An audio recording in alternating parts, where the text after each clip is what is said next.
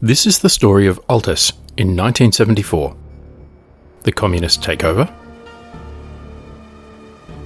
the resulting naval battles between NATO and Warsaw Pact forces, and its eventual recapture by the British. The islands that would become the Republic of Altis and Stratis have known conflict from the early 20th century until modern times. Historians of Altis and Stratis tend to focus on events on land. But locals know they live on islands. They are surrounded and their lives are dominated by thalassa, the sea. And they know the control of the islands inevitably falls to those who exercise thalassocratia, sea power.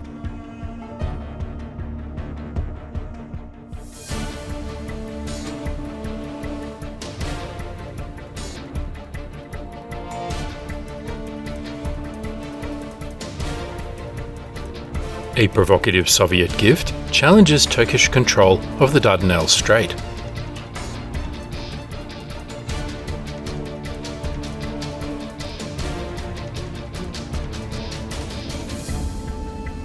Northwood headquarters on the outskirts of London. Home to the headquarters of NATO's maritime component. And the Royal Navy's operational arm. Inside, a junior N2 scratches his head thoughtfully as he reviews the now bulging file on Altis and Stratis. A lot has happened in recent months, but it is his job to figure out what will happen next. More specifically, what will the Soviets do next?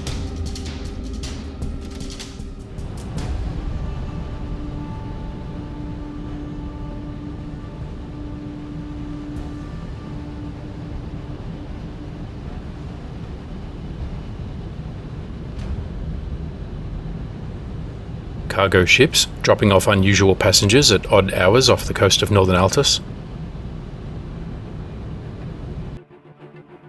6 people in a raft paddling away from a Soviet merchant ship.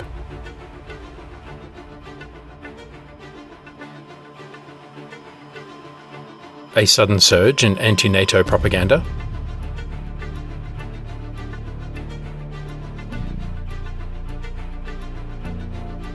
Mysterious large crates on the wharf at E30.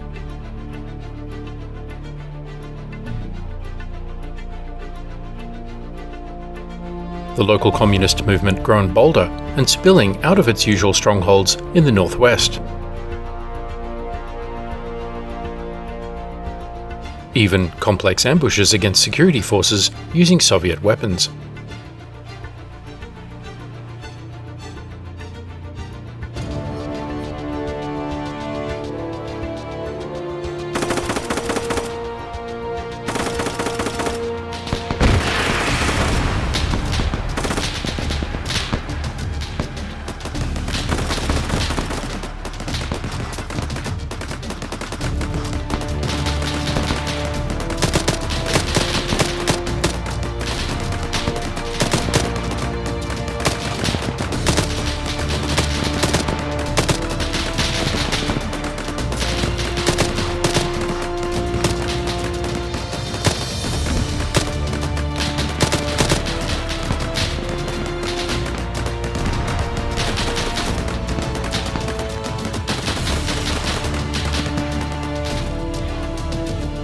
Field artillery.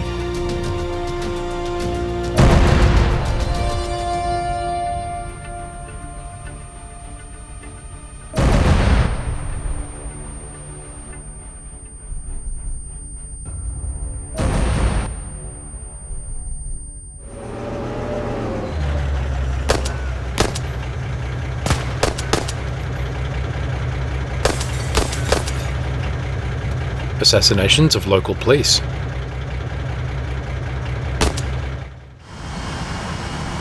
Surface-to-air missile batteries, far beyond the capabilities of a local militia.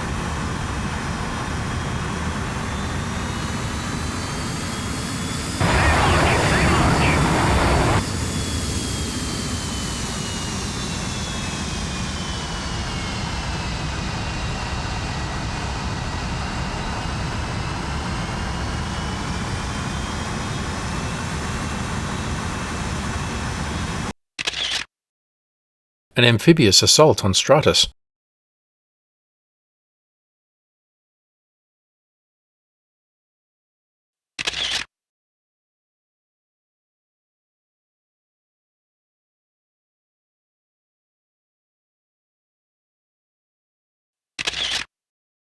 Supported by what looks like naval gunfire.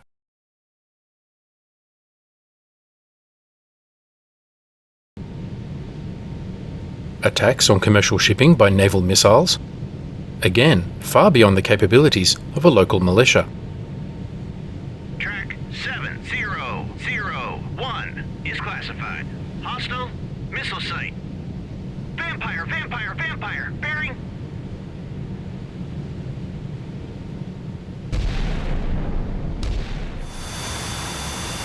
Unusual flight diversions by Avioflot aircraft, reportedly full of young, fit men.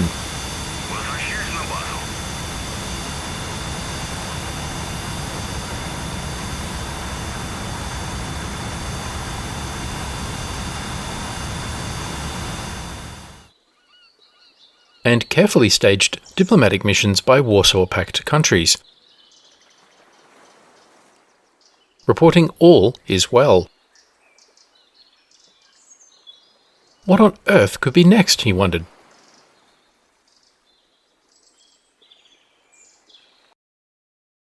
These were not the only moves the Soviets were making, as part of what would later be revealed as Operation Meerkat, the Soviet plan to seize an anchorage in Pyrgos Gulf, to replace Soviet access to the port of Alexandria in Egypt, to provide depth to Soviet access to the Syrian port of Tartus, and defeat NATO's ability to block access to the Eastern Mediterranean in a crisis. Fearful of an invasion by NATO, or at least by the British to reclaim their overseas territory, the new communist leadership of the KKAS has requested additional Soviet support from their advisors. Something to counter the NATO quarantine, to let them take back control of the waters around Altis and Stratis, and exercise sea power. All eyes turn to the Soviet advisor. What can you give us?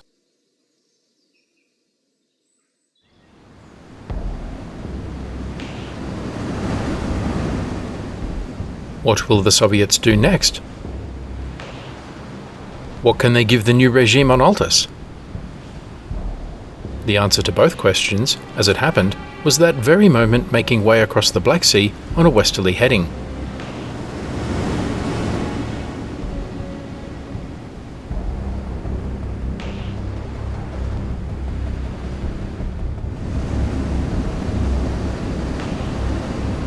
Four missile boats.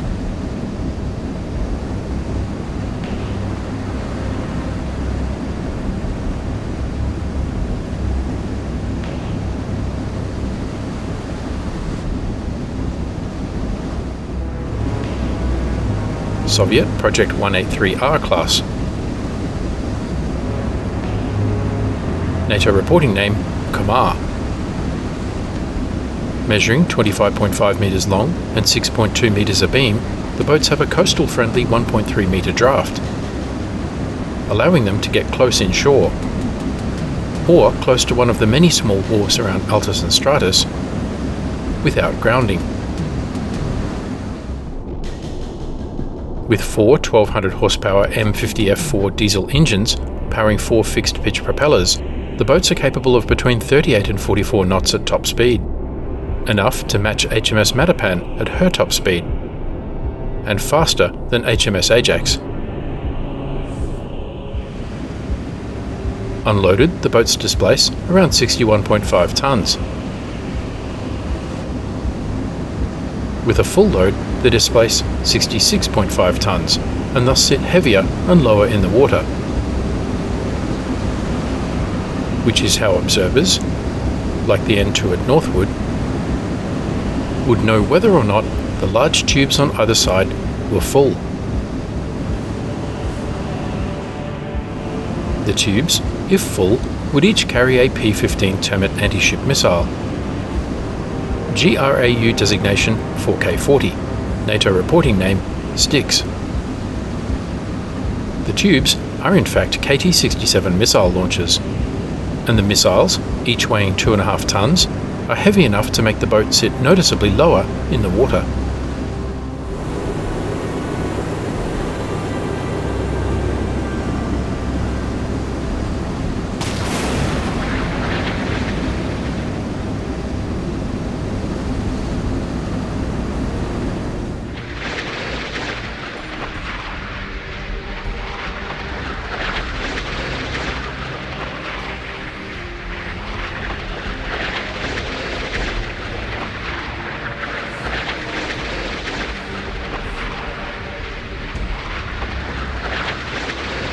The KKAS will be repeatedly told the boats are the first type to sink another ship with anti-ship missiles, in 1967, only 7 years ago.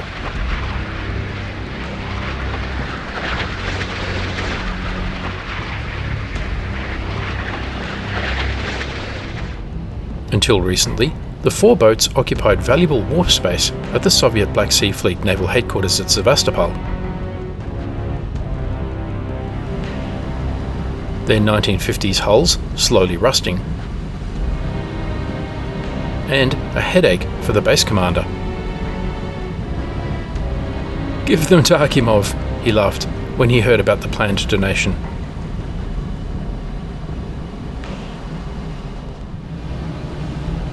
And the number of boats, 4, was perfect from a Politburo perspective as well. Less than the 6 Komar boats donated to the Syrians in 1966, and half the 8 Komar boats donated to the Egyptians between 1962 and 1967. The gift would improve the 5th Operational Squadron's local balance of power with NATO, without putting Syrian or Egyptian noses out of joint. The 4 missile boats are heading to a rendezvous for passage through the Bosporus, the Sea of Marmara, and the Dardanelles Strait. They will meet up with a Soviet merchant ship, the MV Rostok, ex-Odessa.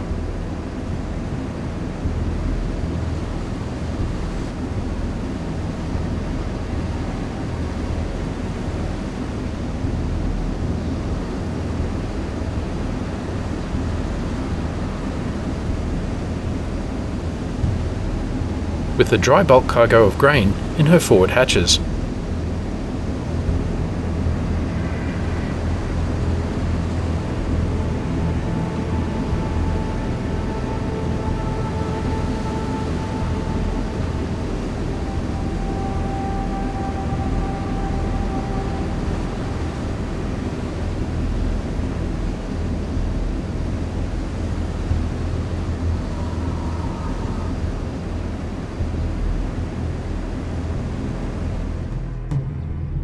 The problem, mused the Soviet general, would be getting them through the Turkish straits, under the noses of the Turks. First, the boats must transit the Bosporus, 17 nautical miles long and at its narrowest point only 700 yards wide, connecting the Black Sea with the Sea of Marmara. On its northern shore is the city of Istanbul, known as Constantinople in earlier times. Then, the Sea of Marmara, an oval-shaped inland sea around 110 nautical miles long and 40 miles at its widest. Finally, the Dardanelles Strait, 37 nautical miles long and less than a mile wide. This is not merely an issue of maritime navigation. Since 1936, transit of these waters has been subject to the terms of the Montreux Convention regarding the regime of the straits. The convention replaced the Lausanne Treaty of 1923 that had agreed for the demilitarization of the British overseas territories of Altis and Stratis, along with the Greek island of Samothrace and the Turkish Straits. The 1936 convention thus allowed Britain to station military forces on her strategically positioned overseas territory in the northern Aegean. Article 2 of the Convention states that in time of peace, merchant vessels shall employ complete freedom of transit and navigation in the straits, by day and by night, under any flag with any kind of cargo. But in time of war, Article 5 requires merchant ships to transit by day.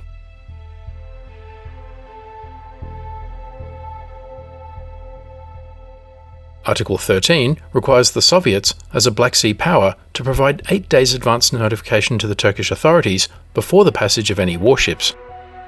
Enough time for NATO to intervene. And, if Turkey is at war, under Article 20, the passage of warships is entirely at the discretion of the Turkish government.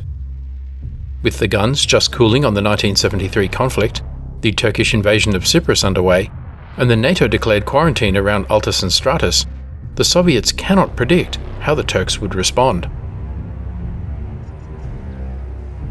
But as always, the old general has a cunning plan.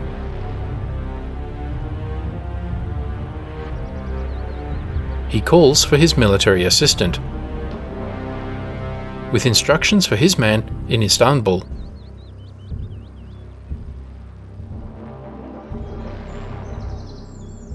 The next day, at a quiet cafe in Istanbul, the general's man sits across from a Turkish official, a customs contact. "All we are asking," the Soviet agent says, "is that you do not inspect the ship. After all, it is just a simple Soviet merchant ship, enjoying complete freedom of passage and navigation." "If it is so simple," the Turkish official responds, "why should I not search it?" The Soviet man shifts uncomfortably in his seat. "I really shouldn't say," he responds. The Turkish official remains silent, regarding the other man with hard, skeptical eyes. He knows how to play this game.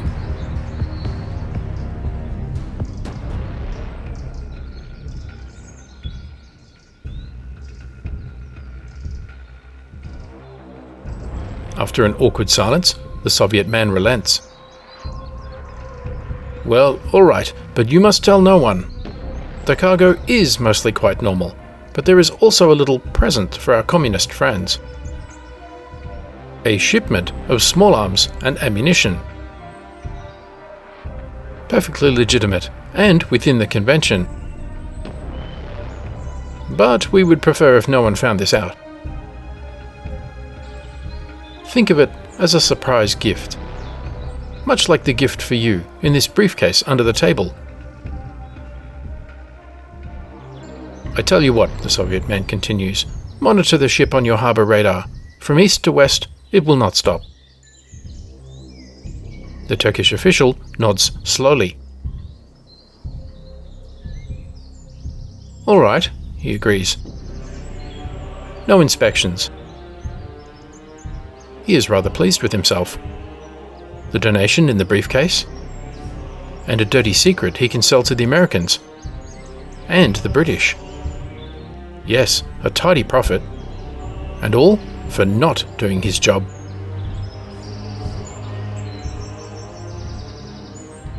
But he should not have underestimated his wily Soviet counterpart, who has concealed one dirty secret within another.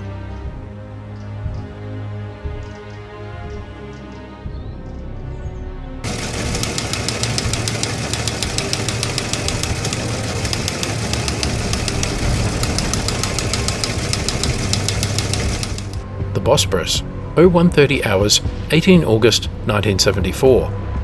A busy and congested waterway less than half a mile across. Gateway to the Black Sea.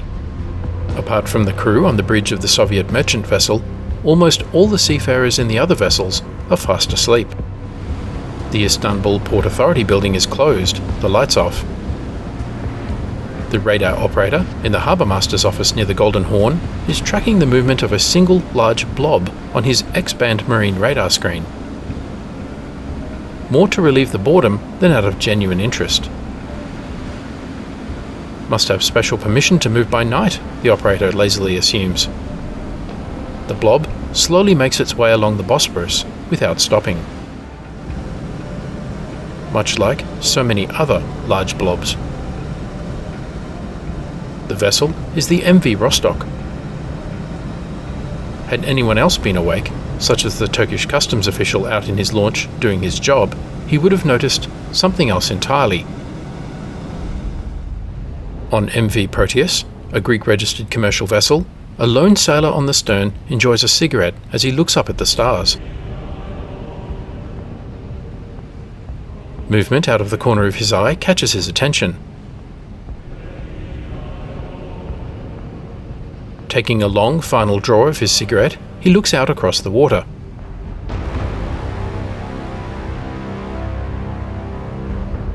At a ship, proceeding through the Bosporus.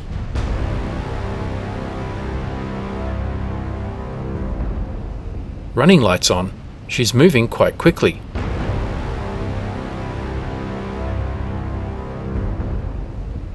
Strange, he thinks.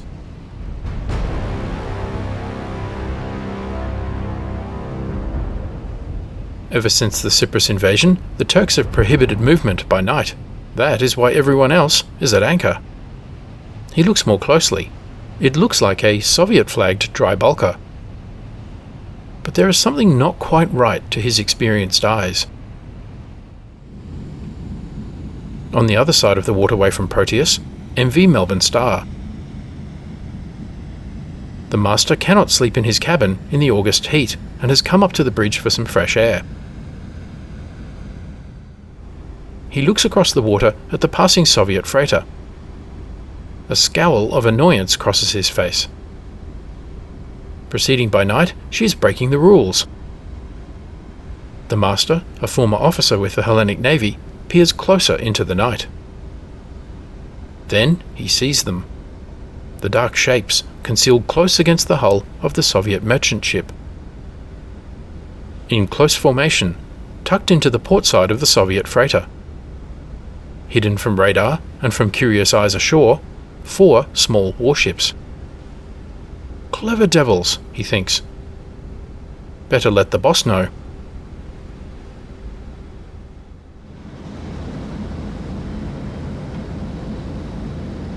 Four Soviet missile boats.